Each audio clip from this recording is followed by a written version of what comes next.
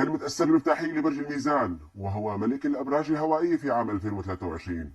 برج الميزان: الجرأة، الحضور، السفر، الانتقال، نقل الملكيات، عودة الملكيات. برج الميزان بعيدا عن الخوف وإضاعة الفرص بأوهامك وسراب كان محيط لدى برج الميزان.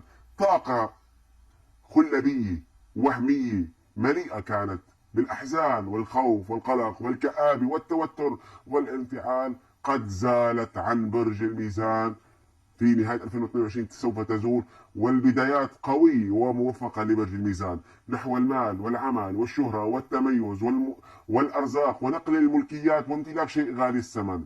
برج الميزان له حضور اجتماعي وله مكانة اجتماعية عليا، حتى بمجال عمله ووظيفته سوف يكون هناك ارتقاء أجمل وأفضل.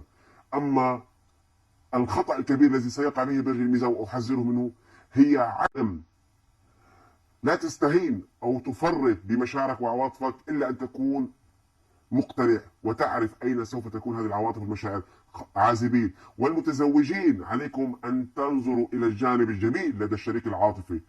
مغامرات عاطفية، ظلم عاطفي، إساءة عاطفية للشخص الآخر، إياكم أن تدخلوا بها يا برج الميزان. لا يوجد إنسان كامل، لا توجد بصمة تشبه بصمة. علينا أن نتقبل الآخرين بما هم عليه، لأن الميزان سوف ترتفع حساسيته بال 2023. يركز على المال والعمل والنجاحات والشهرة والتميز، وسوف يرى الأمور بطريقته الخاصة، ملونة، مرتبة، منظمة، كما يحب أن يراها. لذلك أي شيء بحياته سوف يعمل له مقارنات، وهون بيكمن نقطة الخوف، انه يعمل هذه المقارنات التي تؤثر على في هذا اشخاص الفيديو راح مقربين. نحكي عن توقعات 2023 لبرج الميزان، وبرج الميزان خلال 2023 كيف راح يكون وضعه. خلينا نشوف مع بعض. مولود الميزان بدنا نحكي لك شغله، في شغلات ايجابيه راح تكون موجوده عندك من 2023.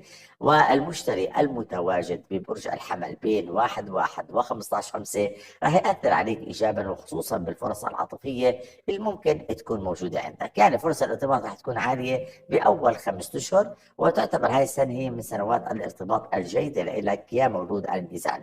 غير من شهر 1 ل5 في عندك كمان شهر 11 رح يكون جيد وإيجابي، وفيه بعض الفرص العاطفية المهمة.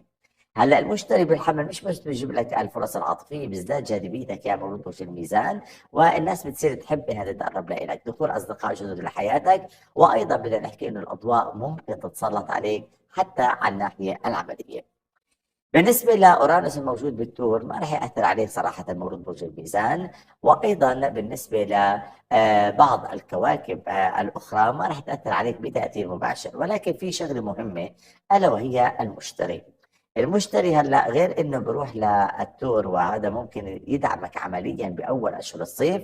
في عندك بعض الاحداث المهمه واللي ممكن تغير لك حياتك، خصوصا خلال شهر نيسان ابريل وايار مايو. اما زحل، فزحل الموجود بالدلو كان بفيدك نوعا ما، او يعني ببعد تاثيراته السلبيه عنك يا مولود الميزان، ولكن ذهابه الى برج الحوت خلال الفتره بين 7 اذار مارس وحتى نهايه العام ممكن يسلط الضوء على صحتك اكثر. عشان هيك بدك تدير بالك على صحتك اكثر يا مولود الميزان خلال عام 2023، خصوصا اذا كنت من مواليد ايلول وسبتمبر. وعشان هيك اذا في عندك او انت بحاجه لدكتور لازم تزور دكتور. ممكن في شغلات غريبة وعجيبة ومفاجئة لا سمح الله تتواجد عندك، فحاول تدير بالك على صحتك يا مولود الميزان ب 2023. وأيضا جاذبيتك راح تكون مخيفة جدا خلال هاي السنة، عشان هيك استغل أول 5 أشهر اللي راح تكون لصالحك وتكون إيجابية لك. هلا اذا بدنا نحكي على الوضع المالي، الوضع المالي بال 2023 لمولود الميزان عادي جدا. ممكن شهر 12 هو يكون افضل شهر عندك للوضع المالي او لدخول بعض المال الى جيبك. زي ما حكينا الامور العاطفيه راح تكون هي الافضل خلال هاي السنه، وفي فرص من شهر 1 لشهر 5 بالاضافه لشهر تشرين الثاني نوفمبر راح تكون في فرص عاطفيه. بالنسبه للامور العمليه زي ما حكينا بدايه الصيف راح تكون هي الاهم لا تغيير شغلك وانك تلاقي شغل جديد وبناسب توقعاتك يا مدير الميزان. لكن ما بنعتبر انه هاي السنه هي سنه عمليه مهمه بالنسبه لك.